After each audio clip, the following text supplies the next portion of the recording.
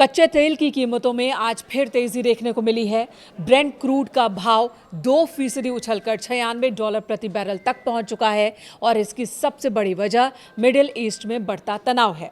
Houthi विद्रोहियों के Saudi तेल टैंकर्स पर हमलों से क्रूड की कीमतों में 6 हफ्ते के भीतर लगातार बढ़ोतरी हुई और ये बीते 6 हफ्तों में हाई लेवल पर पहुंच चुकी हैं कीमतें। अमेरिका ने चेतावनी दी है कि अगर ईरान ने फिर हमला किया तो उसके प्रमुख सभी पावर पॉइंट्स को निशाना बनाया जाएगा।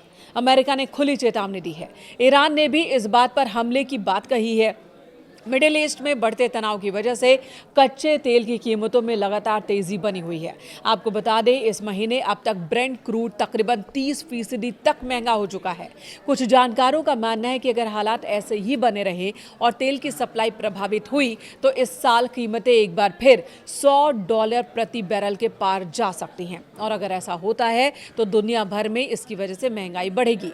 भारत पर इसका कितना असर होगा ये मैं आपको बताऊंगी, लेकिन उससे पहले जान लीजिए कि मौजूदा परिस्थिति क्या है।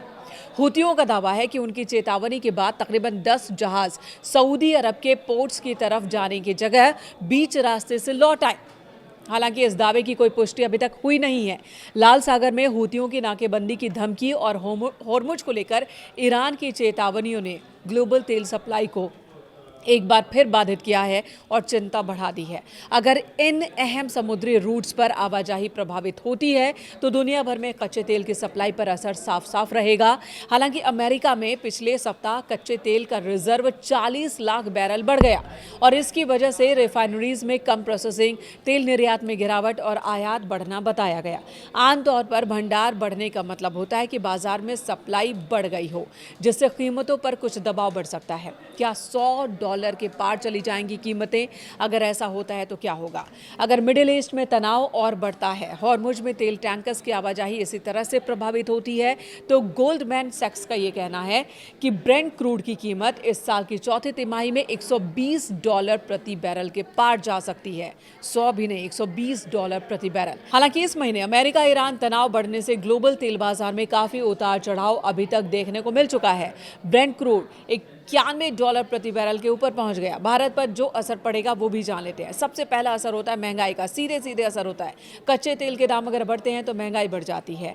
हिसाब किताब कैसा है आप जान लीजिए। कच्चे तेल के दाम में अगर $1 की बढ़ोतरी होती है तो भारत का सालाना आयात बिल 3000 करोड़ रुपए बढ़ जाता है, जिससे पेट्रोल, डीजल और अन्य वस्तुओं की कीमतें बढ़ जाती है। आम जनता की जेब पर भारी पड़ती है ये कीमतें, यानी कि वजन बढ़ जाता है, बोझ बढ़ जाता है। चालू खाता घाटा बढ़ जाता है। सीएडी, तेल महंगा होने से भारत का विदेशी मुद्रा का खर्च बढ़ जाता है, जिससे चालू खाता घाटे और राजकोषीय घाटे पर दबाव पड़ता है। शेयर बाजार और सेक्टर्स पर भी इसका सीधा सीधा असर होता है। एविएशन यानी कि विमानन, पेंट और टायर बनाने वाली कंपनीज की लागत बढ़ जाती है, जिससे उनके मुनाफे पर असर पड़ने लगता है।